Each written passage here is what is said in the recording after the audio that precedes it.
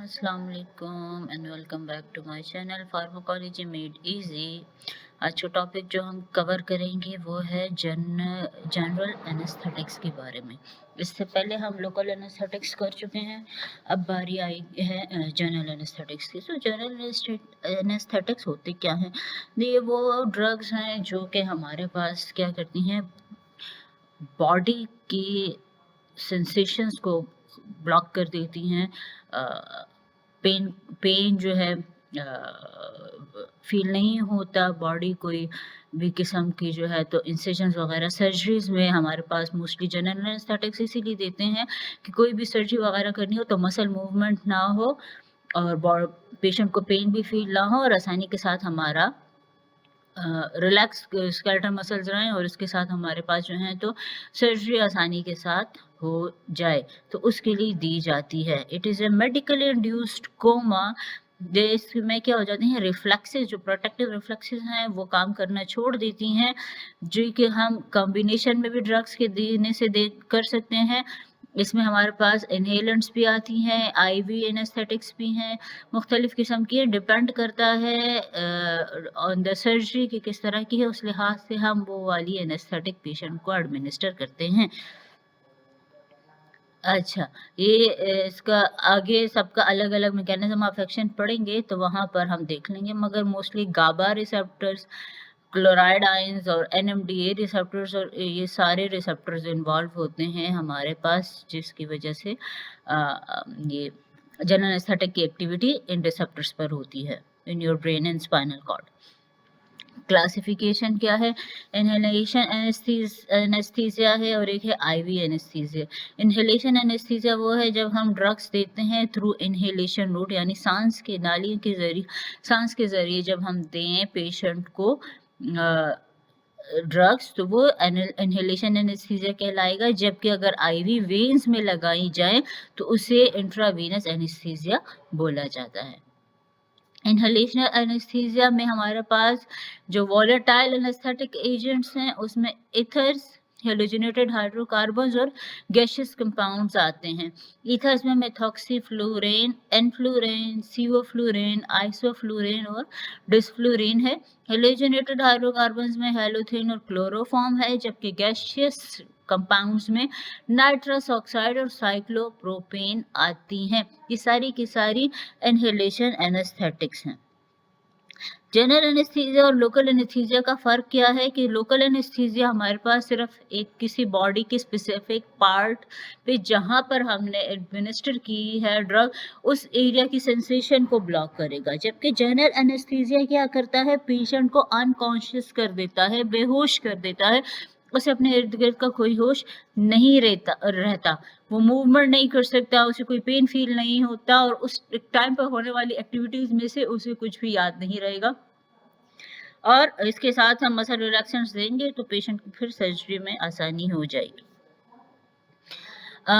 अब आती है एक और चीज़ जो कि हम जनरल एनेस्थेटिक्स के साथ पढ़ेंगे और स्पेशली इनहेलेंट्स के साथ, वो है मिनिमम एल्वियोलर कंसंट्रेशन या मैक। मैक क्या होता है?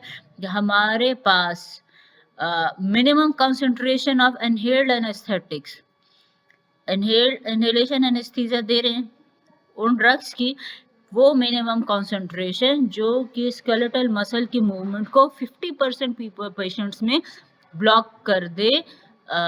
सर्जरी हो रही है तो हमने क्या किया, इनहेलेशन एनेस्थीसिया दे दिया।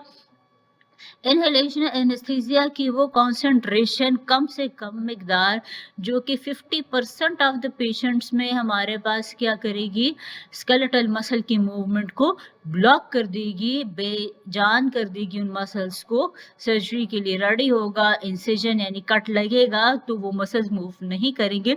अगर 50% ऑफ पेशेंट्स में जितनी कॉन्सेंट्रेशन पे हमारे पास वो इफेक्ट प्रोड्यूस होगा तो इस कंसंट्रेशन को हम कहते हैं मिनिमम एल्वियोलर कंसंट्रेशन।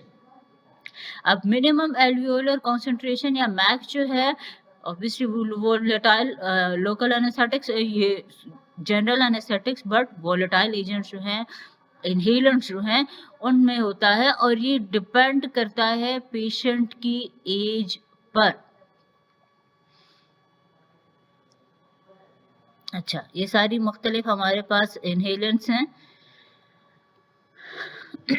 अब स्पेसिफिक एजेंट्स में पढ़ते हैं तो इनमें इनहेलेंट्स में हेलोथेन आती है। हेलोथेन हमारे पास सेंट्रल नर्वस सिस्टम में काम करती है by increasing the signals out to GABA receptors, calcium ions और पोटेशियम आयन चैनल्स जो हैं उनकी ट्रांसमिशन को ट्रांसमेम्ब्रेन जो मूवमेंट है उसे बढ़ा देती है, जिसके नतीजे में अल्टीमेटली क्या हो जाता है कि न्यूरोट्रांसमिशन पाथवे डिप्रेस हो जाता है, बहुत ज़्यादा मूवमेंट होगी, हाइपर पोलराइजेशन होगी और उसके नतीजे में हमारे पास जो न्यूरोट्रांसमिशन पाथवे है वो ब्लॉक हो जाएगा।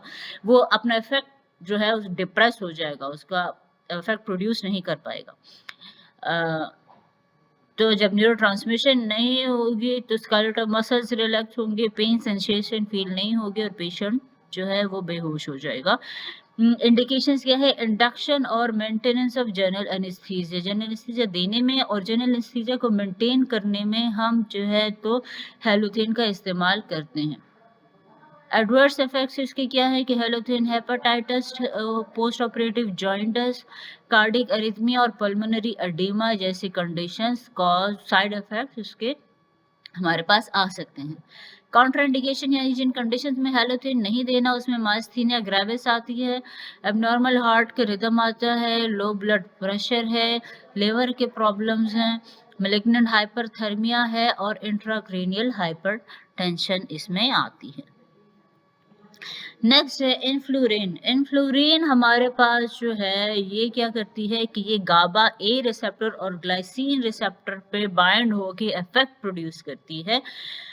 गाबा और ए और ग्लाइसिन रिसेप्टर पे बाइंड होने के बाद कहाँ पर? स्पाइनल कॉर्ड में वेंट्रल न्यूरल हॉर्न जो है वहां पर बाइंड होके डिप्रेसिंग इफेक्ट प्रोड्यूस करेगी, डिप्रेशन कॉज करेगी ऑफ द न्यूरोट्रांसमीटर्स।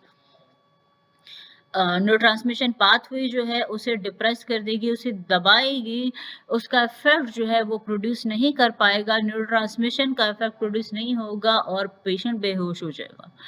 अब सेंट्रल नर्वस सिस्टम में जो डिप्रेसेंट इफेक्ट्स है वो गाबा ए रिसेप्टर 30% रिस्पॉन्सिबल है उसके लिए, जबकि ग्लाइसिन रिसेप्टर रिस्पॉन्सिबल है 20% ऑफ द डिप्रेसेंट इफेक्ट जो कि इन्फ्लुरेन प्रोड्यूस कर रहा है हमारे पास।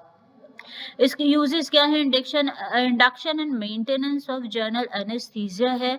इसके अलावा नॉर्मल डिलीवरी में एनाल्जेसिक इफेक्ट यानी पेन किलर के तौर पे इसको इस्तेमाल किया जा सकता है और एडजंक्टिव थेरेपी में सी सेक्शन में हम इसको इस्तेमाल कर सकते हैं दूसरे ड्रग्स के साथ मिलाकर पेशेंट को जब दें।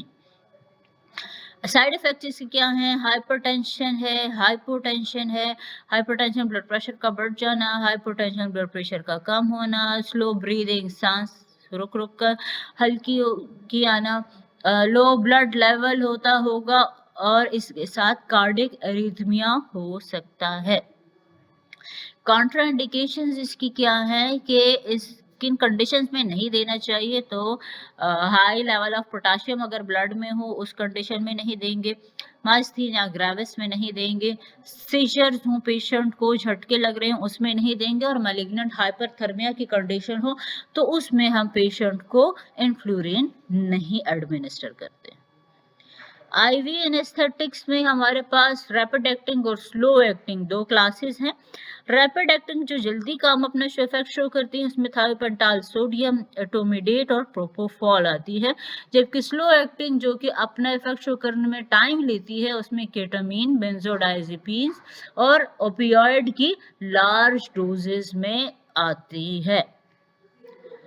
इसमें से अब चंद एक ड्रग्स करते हैं तो थायोपेंटाल सोडियम हमारे पास क्या करता है कि ये गाबा ए रिसेप्टर पे क्या करता है, जो क्लोरीन आयन चैनल्स हैं वहां पर जाके बाइंड हो जाता है और इन चैनल्स को ज्यादा देर तक खुला रखता है, जिसके नतीजे में हमारे पास न्यूरोट्रांसमिशन बहुत ज़्यादा होती है क्लोराइड आयंस की, जो कि हाइपर पोलराइजेशन कॉज करता है और हाइपर पोलराइजेशन से पोस्ट साइनेप्टिक न्यूरोट्रांसमीटर्स पे इनहिबिटरी इफेक्ट प्रोड्यूस होता है और मैसेजेस ट्रांसफर नहीं हो पाती, न्यूरो ट्रांसमिशन नहीं हो पाती क्योंकि हाइपर पोलराइजेशन हो जाती है, जिसकी वजह से हमारे पास क्या हो जाएगा, इसका जो एनेस्थेटिक इफेक्ट है वो प्रोड्यूस होगा। इंडिकेशंस क्या हैं? एनेस्थीसिया के इंडक्शन में, एपिलेप्सी के ट्रीटमेंट में और इंट्राक्रेनियल प्रेशर को कम करने में हम थायोपेंटाल सोडियम को इस्तेमाल करते हैं। साइड इफेक्ट्स में हाइपोटेंशन, लेरिंजियोस्पाज्म, ब्रोंकोस्पाज्म और एलर्जिक रिएक्शन आ सकते हैं।